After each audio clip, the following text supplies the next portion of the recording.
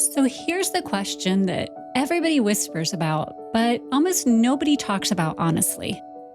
Is it okay to have opposite sex friends in a committed relationship? Some people say it's a hard no, and it always leads to temptation. Others believe that it's not only okay, but it actually is healthy and natural. Well, today we're going to dive straight into the heart of it and talk about how opposite sex friendships can actually strengthen your relationship as long as love, boundaries, and mutual respect lead the way.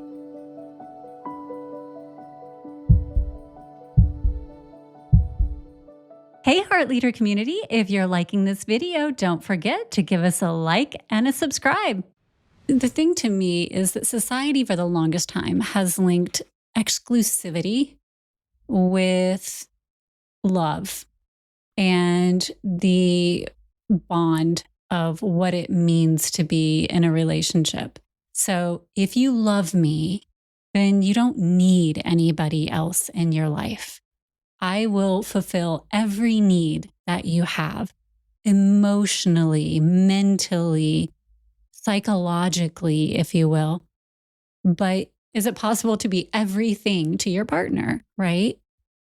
And I would say no. And then I would say there's science to back that up, right? What do you think? Being in a Absolutely. committed relationship, I guess we could answer this question. Yeah, well, this is a really good one because this is something that we've talked about. And from the very beginning, we may have a different perspective than most people. And so it'll be fun to kind of dive into that through this process. And but for me, emotional connection is very human. It's not gender specific. It's not related to only males or only females or, it's just this human connection is important. And people are people. And so just because of a certain gender, my feeling is that that shouldn't be the determining factor whether someone is a friend or not in terms of a relationship. And that's something that, we've definitely talked about a lot because, you have male friends and I have female friends. And so that's why it's important to have these kind of conversations because I definitely, your movies and growing up, you always see that, it's kind of either taboo or it's not okay or it's just flat out wrong. And that it always leads to temptation. And like, that's the problem. And so how could you be friends? If you're a woman, how can you be friends with a man? If you're a man, how can you be friends with a woman? Because it's ultimately going to lead to sex. And even if it doesn't lead to sex, and this is how it always flowed in my previous connections. Even if I heard, I trust you, and I know that you won't cross that boundary, it was considered emotional cheating. And I understand and I hold space for that. But at what point are we then operating from a fear mentality that I have to control you? And instead of having that freedom or that bandwidth to know that I cannot be everything to you all of the time. Understanding that I know that you need more than one perspective in your life around certain things, including your emotions, including how you feel. And if I limit your ability as my partner to have a female perspective, not just a feminine perspective, right? Which is different, but a female perspective around your emotions, then I'm limiting your capacity as my partner to grow. And how unfair is that? In all honesty, how unfair is that? Not only to you, but to me. Because as my partner, I want you to know that sometimes as a woman, I might have inclinations to certain things.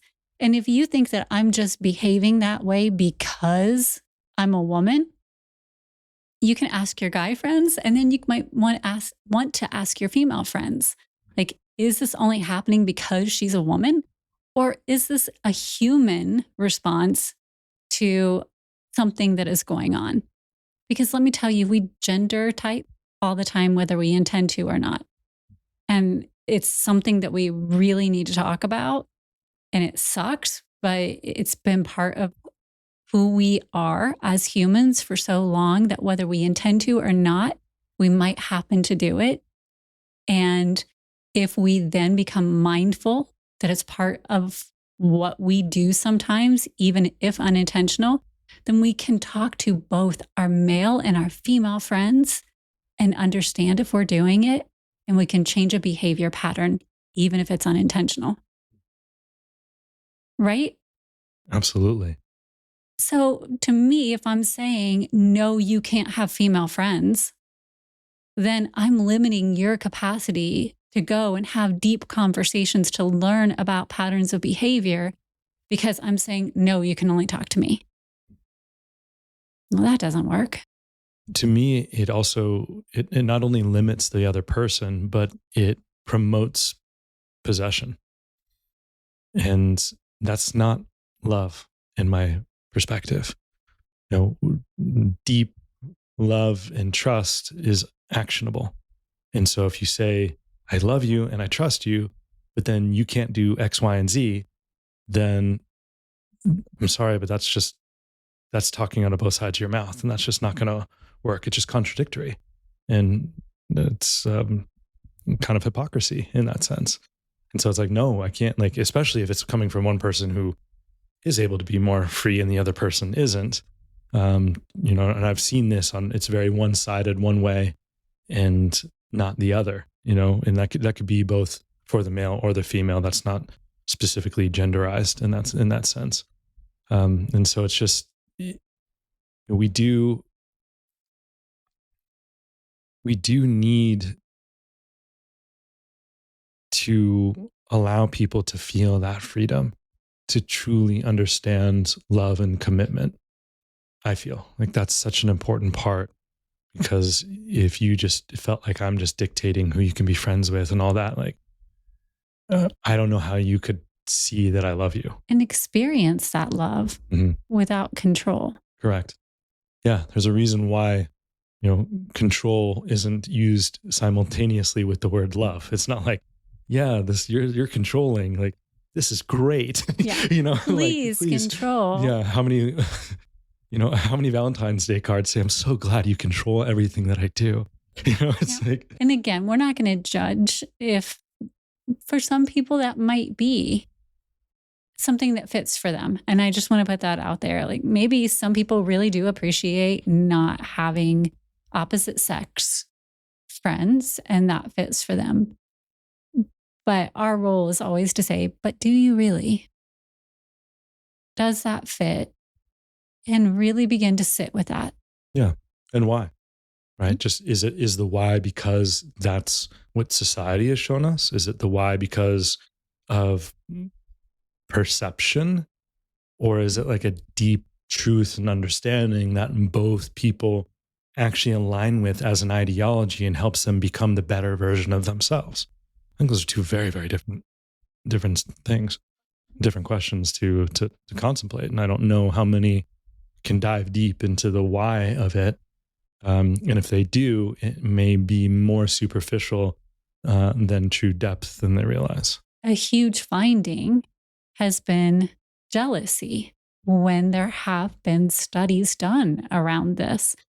You know, for me, I always enjoy doing research to understand patterns and tendencies. And the number one tendency for why you don't have the opposite sex friends when you are in a relationship is that tendency for jealousy, right? And that stems from insecurity. Understandably, right? It is really hard.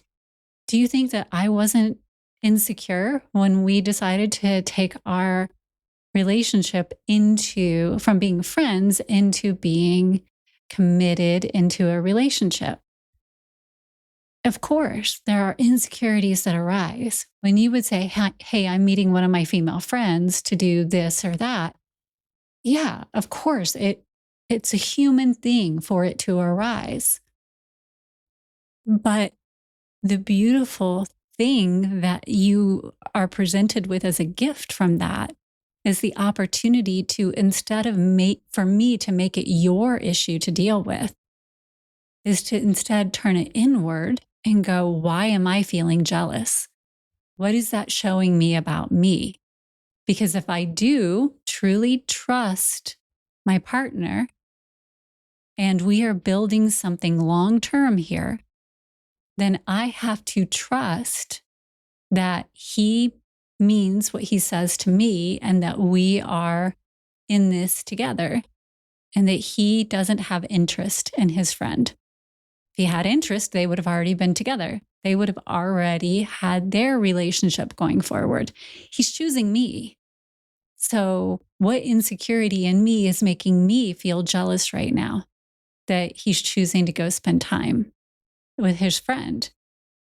Well, that I have to deal with that. I have to make my way through that and understand it's baggage from my past where somebody may have cheated on me or something may have gone sideways, but that's not your baggage to hold. You didn't do to me what they did to me. So I have to navigate my way and put that baggage back in the past. And it's not fair to your friend either, who hasn't done anything to me.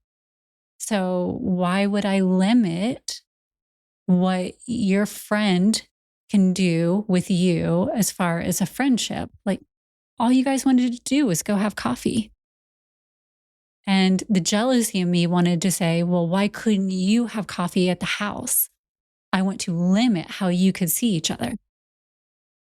Well, of course you can go see your friend, but you can see your friend under the guise of doing it where I can see you. I have some amazing news. Silence Your Inner Critic was nominated for 2 different book awards, the International Book Awards and the Book Fest Awards. And I'm so grateful. I want to give it away for free. We have an amazing opportunity if you click below right now where you can get Silence Your Inner Critic plus a whole bunch of amazing resources up to $200 worth. All you have to do is cover shipping and it'll come right to your door. Again, just click below and get your copy now. Yeah, it kind of reminds me of we've been watching the Netflix show Nobody Wants This, right? In season 2, and Sasha, the character, his wife Esther, and Sasha became, we're friends. Nothing ever really became more than that, right? I don't remember the first season. Yeah. Who knows what happens, but not yet. Yeah, but no spoiler alert or not. There's nothing happened, and as of right now in the series, there is some awareness of maybe Esther and Sasha might not be in the best position. But even prior to that, like Sasha and sister, so sorry. Yeah, were friends, and Sasha's wife Esther became really, really jealous of their relationship, and just them even getting together. They weren't able to talk, or and then it kind of flowed into if they were able to talk, then it was only like she put a timer. It was like 2 minutes that they could talk and see each other, and she had to be like in visual space, and then she had to be aware of like all their text messages and all that kind of stuff. And it's just, that's how do you and that's not just from the female perspective. There are males who've done that with females as well, and so it just happened to be in this situation that was that. So I just want to make sure this is not like a one-sided approach. Just an example. Or even non-binary, or or any relationship is not. This is not like I'm just giving this one example, but this is, it's I guess whether it's opposite sex or even same sex, it's like I think it all just comes back to what you were saying, is we have to be allow the reality that we can't be everything for our partner. And that has to does stem from insecurity. So there are friends, for example, your male friends, or even female friends for that matter, will be able to connect with you in ways that I never will be able to. And that doesn't make me less of a human being. That doesn't make me less of a person. That doesn't make me less of a partner. That just means that I'm viewing our relationship not from one piece of pie that we all just get. Okay, so if Amber's this piece and we all just get these pieces and I have to have the biggest piece, that comes from a lack or scarcity mentality. That comes from fear. You should be able to have as many pies as you want from each one of those friends, because that's a lot of pies. I love pie. Like, that sounds great. And I'm going to give you 100%. Interesting analogy. Yeah. I'm going to give you 100% of my pie, and you're going to get different. Okay, maybe this is falling apart, but the point is that it's definitely falling apart and going in a really weird direction. I didn't realize it would be that weird in terms of it, but I think everyone can maybe get the point if you're listening, that it's if we're only looking at it as one slice, I guess, and it's like one scarcity thing versus abundance, versus that when you're able to connect with other friends in ways that I will never be able to connect with you, that actually creates a better experience in life for you and allows you to become the best person that you can be, which then means I get to benefit from that. Yeah, you That's get the an best abundance. version of me. I get the best version of you, instead of attempting to control and create this illusion that only I can fulfill something, which ends up being an empty void, which then creates resentment, which creates problems and miscommunication and fighting and all these other things that is this downstream from a simple understanding of fear versus abundance. Yes. So maybe that closes the loop a little bit better than my pies. Yes, it definitely does. And it's exactly what a 2017 study out of Purdue University. And we will, again, I love, love, love research. So we're going to put a whole bunch of articles and links to different studies that we have. But there was a research study that occurred 2017 and from Purdue, and it found that couples who are willing to have the freedom within their relationship to have multiple diverse friendships were actually so much stronger and happier, and the relationships endured. They were long lasting and they endured. And they learned more about themselves and they learned more about each other. Beautiful. It makes sense, right? I mean, again, I've never lived any of the lives that any of your friends have, and you've never lived any of the lives any of my friends have. So if there's a different perspective outside of what you and I talk about, it becomes expansive. It becomes something that allows greater perspective and expansion, which is, again, back to us being secure in our relationship, in what we have together, in the way that we communicate and connect and trust. And as you were saying earlier, the heart of this conversation isn't about gender at all. It's about security. It's about the security that you feel in the relationship that you share. And if you don't feel secure in that relationship, that's when all of these other things creep in, right? The insecurities that you have, the insecurity that you feel in your relationship. And then you feel like you need to direct it to where and control it, which again goes back to it's an illusion. And it's not that they won't pop up, because those insecurities are going to pop up for everyone. It's what do you choose to do with it when those insecurities pop up? Do you use it to control your partner? Do you use it to direct their behavior? Or do you turn it inward and use it to direct your response? It's great. Right? I think that's a beautiful, it's great in theory, and I think that makes a ton of sense. So the question is, how do I actually implement that, right? What can I do to help me move from reacting from fear and insecurity instead of responding from trust, abundance, and love? And we have a practice for that. We do. We do. And it always comes back to communication, right? And how you're able to communicate effectively with your partner and stay in communication. Like even before this podcast, you and I had a breakdown in communication.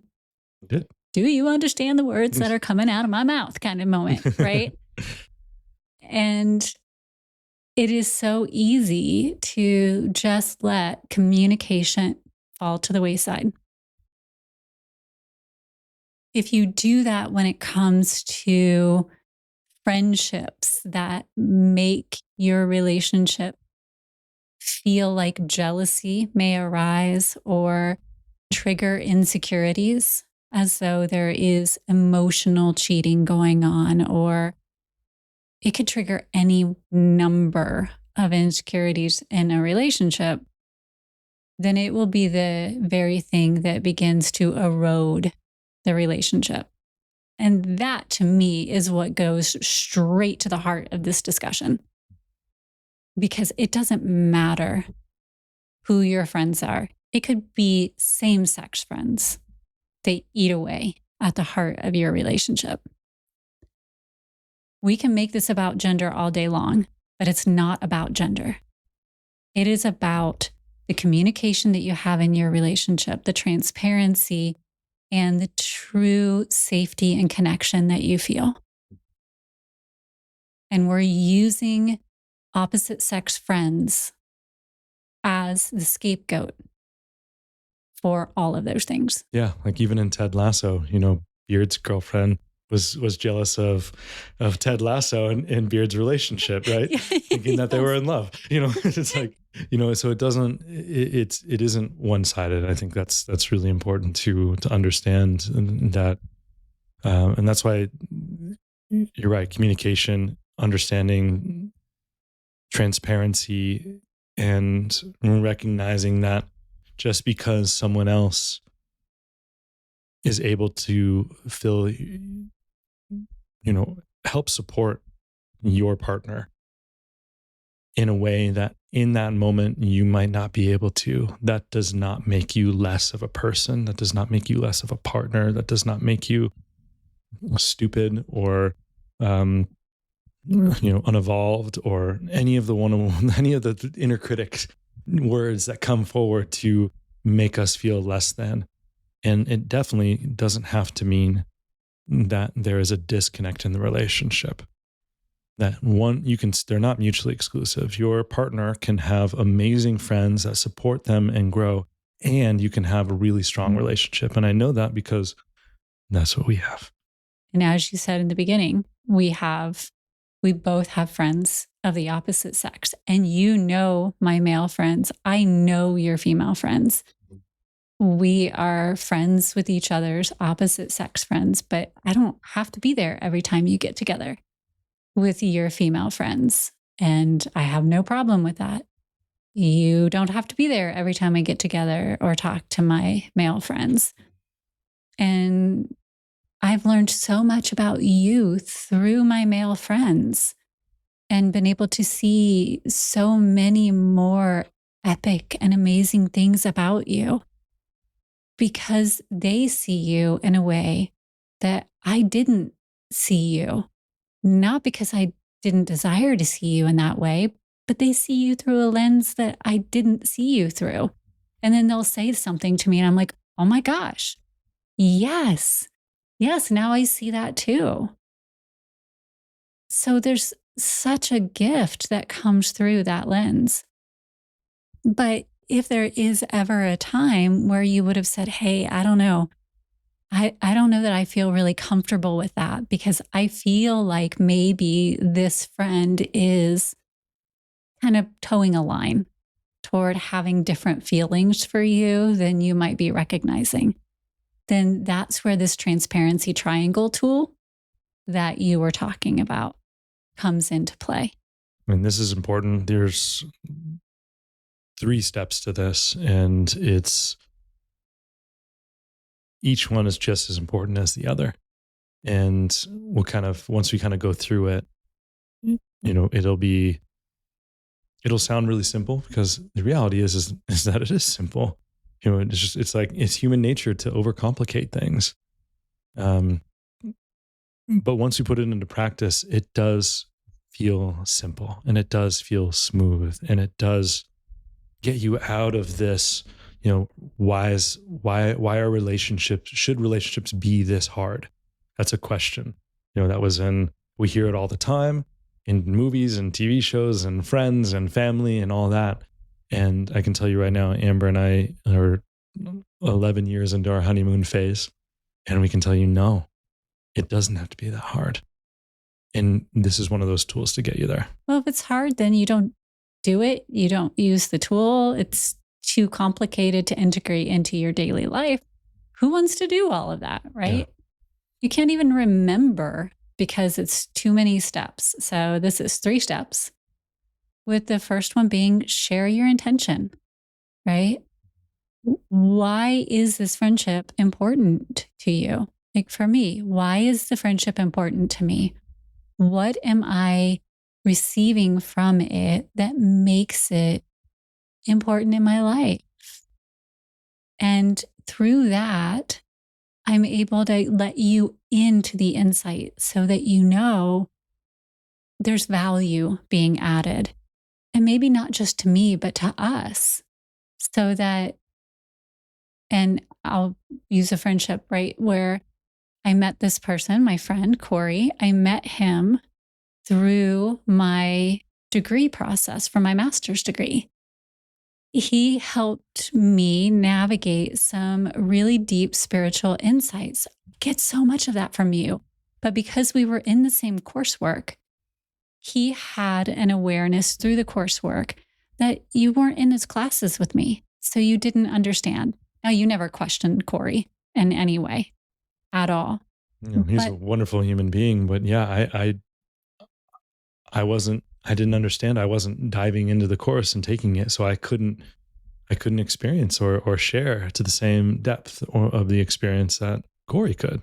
And that doesn't make me stupid or less than or anything like that. In any moment where you may have been feeling a little insecure because Corey and I had a different language, you never let that be a reason that you pulled me away from talking with Corey. And you never made that my problem. But we would have a talk about, okay, here's why this friendship is important to me. And you immediately were like, yeah, I totally get that. No questions about that. So yeah, go have a chat with Corey, talk through what you need to talk through. And I would love to hear about it when you're done. And that's how it went. Right. And that leads to step 2, which is create inclusion. Right. I never felt outside of it. I never felt like this is, again, back into fear or possession. Like, it's like, if you needed to have it closed off and separate from our relationship in some way, like in just even terms of the communication of it, then that might throw some red flags up. But because you were very open, and either you always gave me the option, either invited me into the conversation, or you said, hey, like, I'd love for you to be in this, but at this time I need to talk with Corey because it's specifically about things in our class. And you might be a little, you weren't in the class. So I could totally understand why, and for me, it was like, I wasn't in the class. So I'm not going to know what's going on. It's kind of like when people are friends and growing up and they talk about all their memories from growing up and you weren't a part of it. And you're like, I don't know how to enter this conversation because I wasn't there and I have no context and no experience, the same kind of thing.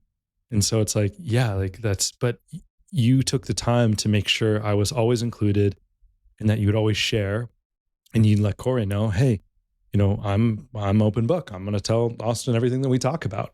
That's important. And so if there isn't something you don't want Austin to know, don't talk to me about it.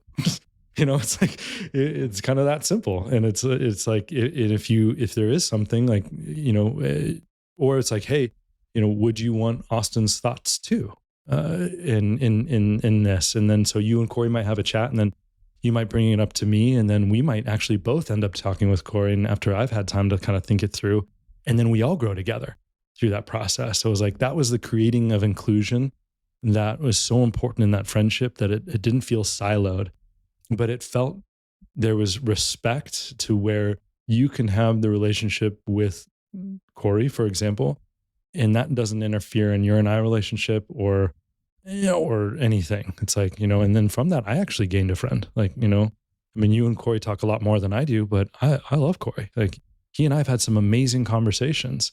And so it's again, back to abundance versus fear. Should there ever be something that was really deeply personal that was going on in Corey's life that he did share, that he did ask, just for the sake of privacy, I would prefer you not share this with anybody, including Austin. I would tell you, hey, this is something that is going on in his private life right now that he shared. It will be shared with you over time. But at this point in time, he needs time and space to navigate through. So he was asking my perspective just to be able to have someone to talk to. It's not time for him to share it yet, but you will be included when it's time. So there was always clarity, because if I were listening to this and I'd be like, oh, well, does that mean that every time my friend tells me something, I have to tell my partner? That's not what you were saying at all. It was that you weren't excluded, even if there was something that Corey would say to me that was very personal. I would say, hey, look, there are some personal things. You will be included when the time is right, but it's just not now. Yeah. And you always did what I feel, and maybe what I meant by it was more, you still respected me through the process.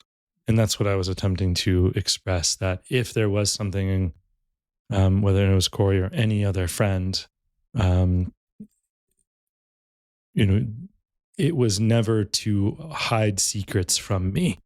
And at some point I even feel and trust that you would say, like, hey, look, if this is to hide from Austin in any way, shape, or form, let's just not even go there.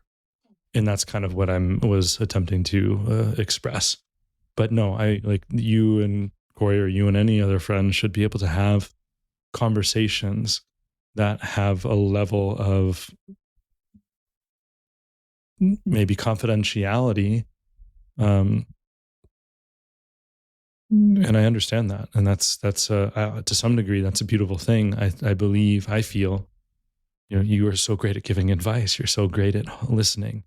And that's one of my, like, as not only your partner, but as your best friend. And, like, I love that about you. So why would I want to hold one of my favorite qualities about you away from someone else? That's just, again, that goes back to scarcity and fear. And that doesn't allow you to be or embody the quality and capacity of love that you do. I feel the same way about you. And that really goes to, like, our third, which is keeping that connection that we have balanced, right? So we constantly come back to that, knowing that our bond is the strong bond. And if at any point it starts to tip into we're utilizing a friendship bond in a way that the emotions that should be being shared between us are somehow not being shared between us and only being shared in one of those friendships, then we need to rebalance. That is a moment where, and again, this has not happened, clarity, but should there ever be a time when I'm telling Corey things about my emotions that I'm not sharing with you at any point, then that means there's something out of balance in our connection. And that does need to be revisited. And we need to understand what's happening.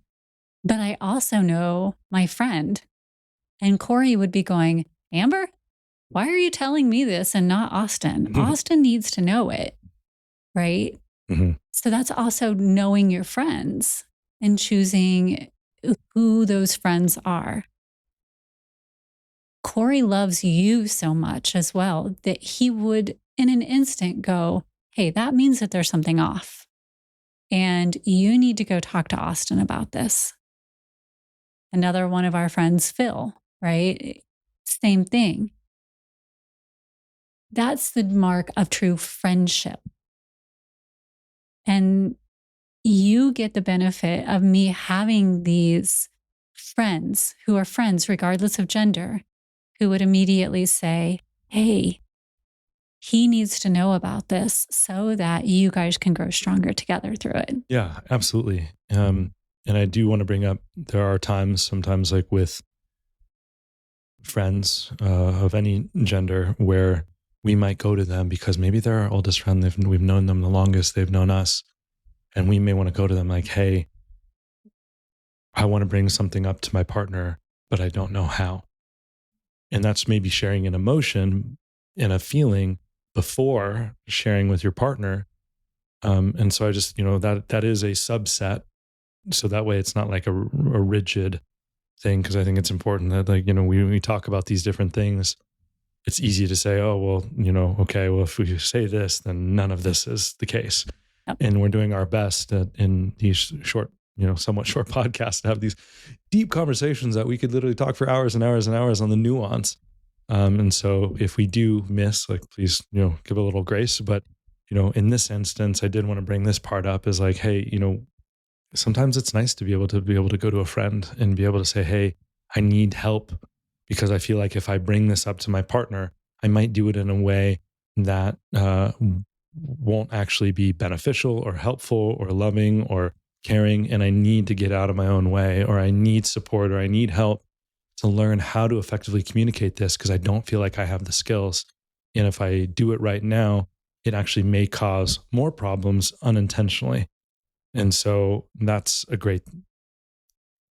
that's why it's also important to have close friends to support us in these ways, because again, that can actually benefit the relationship in a way that we might, for example, if I didn't have that friend, I may just actually not bring it up, and I might be mad at you over something and you have no concept of it. And then I'm creating resentment towards you and you have no idea what's going on. That's not a fair situation. And so that's again why this transparency triangle is so important, to have this level of communication: open, connected, intentional, clear, purposeful. This is why this creates boundaries. It creates an understanding, and that makes it a lot easier to flow and be in that state of abundance, love, and connection instead of fear and lack. Now, before we wrap up, there is one other area I would like to touch on. And I saved it for last because it is a very sensitive area. And given that the Heart Leader podcast is part of Suivera, which is an all belief system organization, it's very sensitive, but it's one that hits home. And that's the religious focus on monogamy, which I support very, very strongly in that belief system and that flow. But in that, we also have to understand that it doesn't mean that you can't have friends of all types. And if somebody doesn't choose that, it doesn't make it bad in any way, right? So I'm touching on this very lightly because we don't believe in right, wrong, or we believe in love and loving everyone as they express themselves authentically, wholly, and purely. And so when you get to a stage where you use your religious theology to enforce your control on how somebody else should live their life, and you tell them that they can't have friends of the opposite sex or other ways, we have to begin to ask ourselves why again. it was a huge part of many relationships I was a part of. You cannot have friends of the opposite sex. Again, I'll go back to it is still cheating. It is emotional cheating. It is psychological cheating. It is spiritual cheating for you to have friends who are of the opposite sex. You can have all the female friends you want. You may not have male friends. I understand and I will honor anyone's path. But I do again come back to why. Why is that necessary? What is the point of that if it is not control? I don't know how to answer that other than I can't see any other way personally as well. I'm definitely open to be enlightened and understand the perspective. But yeah, I mean,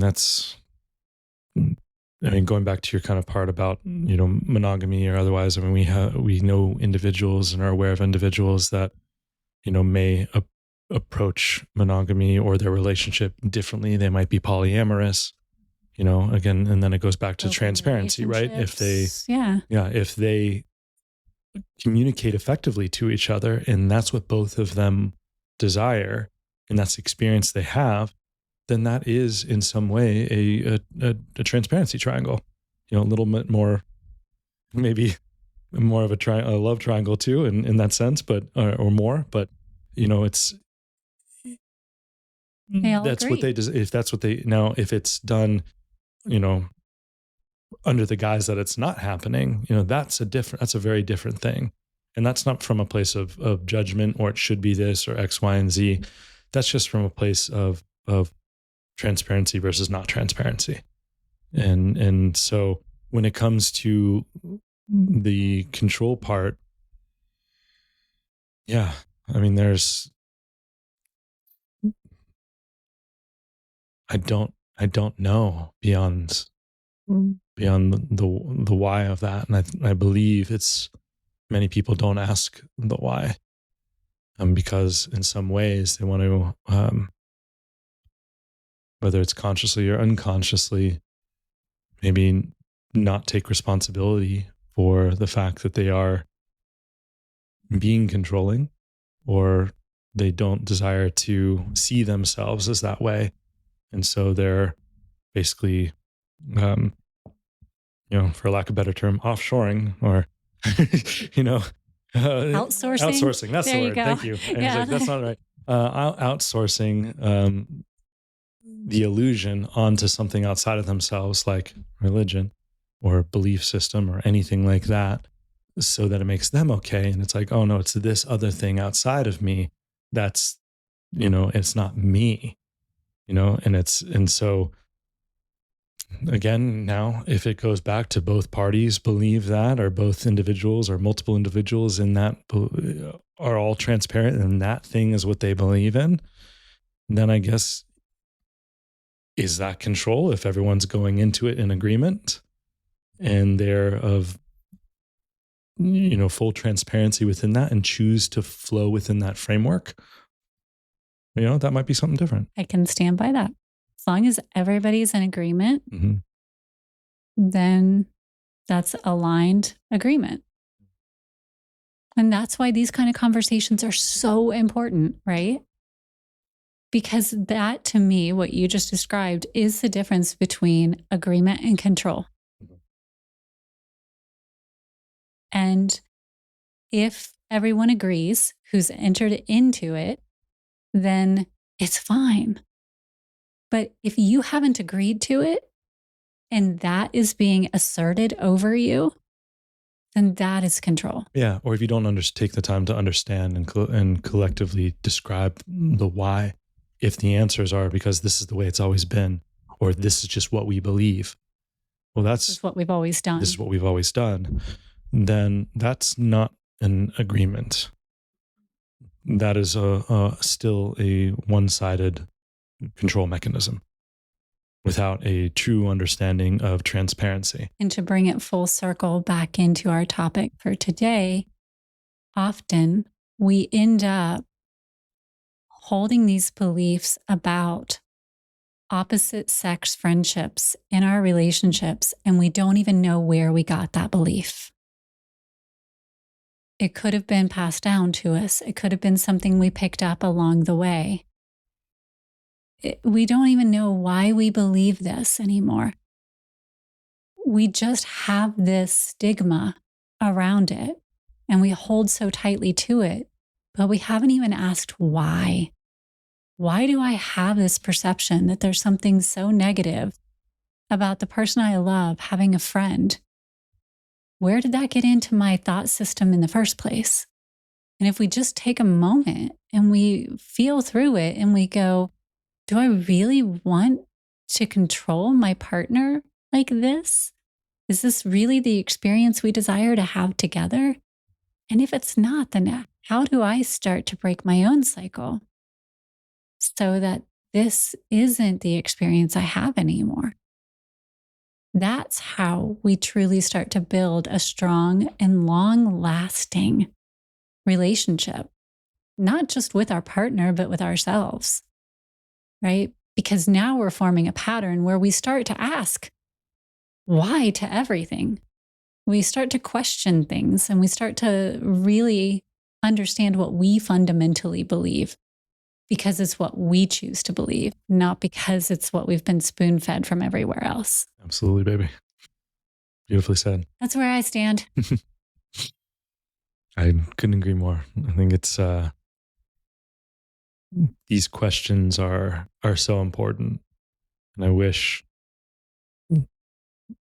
that we as a society took more time to ask questions and make it an okay process to, one, maybe not know the answer. That's okay. Doesn't make you dumb. Just means you haven't taken the time to understand it yet. And two, if you do and you realize that maybe what you believe in either isn't in alignment or is actually the opposite of how you view yourself, then again, that doesn't make you a bad person. It doesn't make you wrong. It doesn't make you, a hypocrite. Sometimes we don't know who we are and how we're showing up in this world until we question things and we don't have the awareness. Now, if we have the awareness and we keep doing it and we know it, that's maybe slightly different. Yeah, that pushes the line. But we can't have the expectation on ourselves that we just know everything. We do not even close. No. And so we have to allow ourselves that grace and that love and care that we're going to mess up and we're going to learn, and that's okay. And that when we do that, and when we fail, or when we realize something about ourselves that we don't like, that we're not the first person in history to ever feel that way. And that isn't a problem. It's what you always say. It's not what it is. It's what you do next. And so if you're able to take what you learn and shift who you are to become more aligned, to become the greatest version, the grandest vision of who you are, then that actually is a benefit. And that's going to help all of us. You becoming the best version of yourself is what actually allows this world to become better. If everyone just decided, hey, I'm going to be the best version of myself right now, like that would alone, because we can't direct what everyone else is doing, even when we have this illusion that we think we can control all these things and all these people. It's like, no, if you really want to, that quote, if you really want to make a change in the world, then start to make changes within yourself. So we know our conversations go a little messy sometimes, but that's the point. We all need a safe space to have messy conversations and dive into the heart of things and start to ask these questions, because it's the way that we learn about ourselves and what we believe within us. And we're not asking you to believe what we believe. We're asking you to believe what you believe and share that with us. That's the point of both the Heart Leader podcast and Suivera. The Heart Leader podcast is where our heart and our mind align. And until you know what's in your heart, then it's really impossible for your heart and your mind to align. And if you need a safe space to have these conversations, to really begin to explore what you believe, then we have a community for you. It is the Suivera community, and you can find it at the link below in the show notes.